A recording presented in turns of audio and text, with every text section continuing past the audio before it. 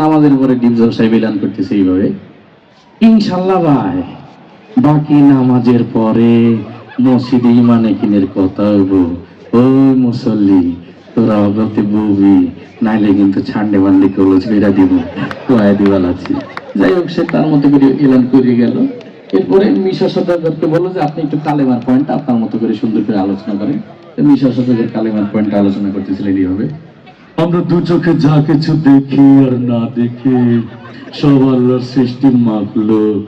মাখলুক কিছু করতে পারে না আল্লাহর হুকুম ছাড়া, আর আল্লাহ সব কিছু করতে পারে মাখলুক ছাড়া, ঠিক কিনা? যাই হোক, সে তার মতো করে বললো।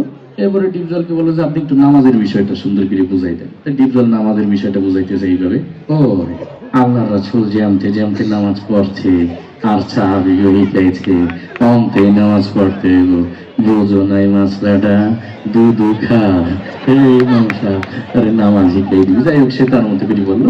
এরপরে জিকিরের বিষয়টা দিয়ে হলো আমাদের বরিশালের কাবিলাকে, যে আপনি একটু জিকিরের বয়ানটা সুন্দর করে বলে। কাবিলা জিকিরের বিষয়টা বুঝাইতেছে তার ভাষায় এরকম, ওর হালতে মাওলা পাকের জিকির তোমার তেলের ভিতরে টাস টাস করে বাজতে থাকবে। জিকির হইলে যদি তুমি কবর ভিতর আন্দাই পারো তাহলে তো বাইসি গেলা, আর জিকির না হইলে কবর গেলি ফেরেশতারা তোমার 14 শিখের ভিতর আন্দাই দেবে। যাই হোক, সে তার সিনেমায় যে ভয়েস গুলো দেয় ওই ভয়েস গুলাই তো শুনছি, তাই না? এমনি সময় কেমন কথা কবে এটা কি শুনছি নাকি?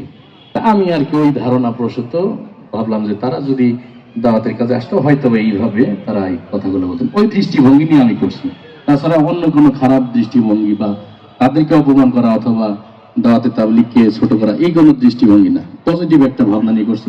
তো উদাহরণস্বরূপ মনে করেন একটা মসজিদে গেছে দাওয়াতের এখানে তো ওই মানে ডিপজলের ভাষা বললে আপনারা ভুল ধরবেন, কারণ এটা তো তারই এলাকা, ঠিক না? আমি তো অন্য জেলার মানুষ, পারফেক্ট হবে না। তারপর উদাহরণস্বরূপ মনে করেন একটা মসজিদে গেছে, আমির সাহেব চিন্তা করছে যে সবাই তো সেলিব্রিটি, কারে থুয়ে কারে দিই বয় নেই, এক একজনের যদি একা করতে দিই তাহলে তো মসজিদে ভিড় হবে। এই জন্য এক একজনের একা করতে না দিয়ে এই 6 জনরেই এক করতে দিয়ে দিই, 6টা পয়েন্ট ভাগ ভাগ করে। যাই হোক, প্রথমে ডিপজলকে বললো যে আপনি একটু নামাজের পরে এলান করে দিয়ে মতো করে বললো। এরপরে ইকরামুল মুসলিমিন, মুসলমান পরস্পর ভালোবাসার হৃদ্যতা, এটা দেওয়া হলো নায়ক ওমর সানিকে। তো উনি একটি ইমোশনাল মানুষ, তো উনি আর কি কান্দে কান্দে বলতে আছে, একজন মুসলমান আর একজন মুসলমানের দুঃখ কষ্ট ভাগাভাগি করে নেওয়ার নাম ইকরামুল মুসলিমিন।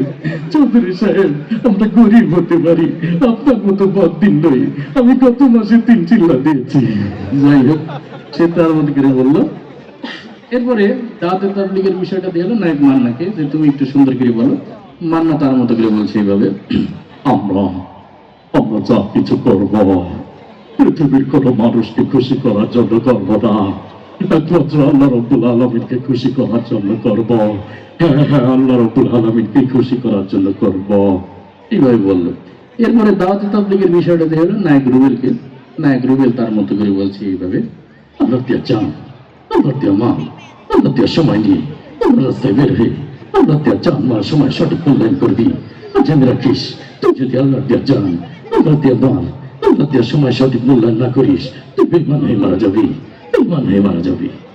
এইভাবে আর কি দাওয়াতে তাবলীগের বিষয়টা। এখন আমরা কবিতায় ফিরে যাই, কি বলেন? তো কবিতা আমাদের শিল্প সাহিত্যের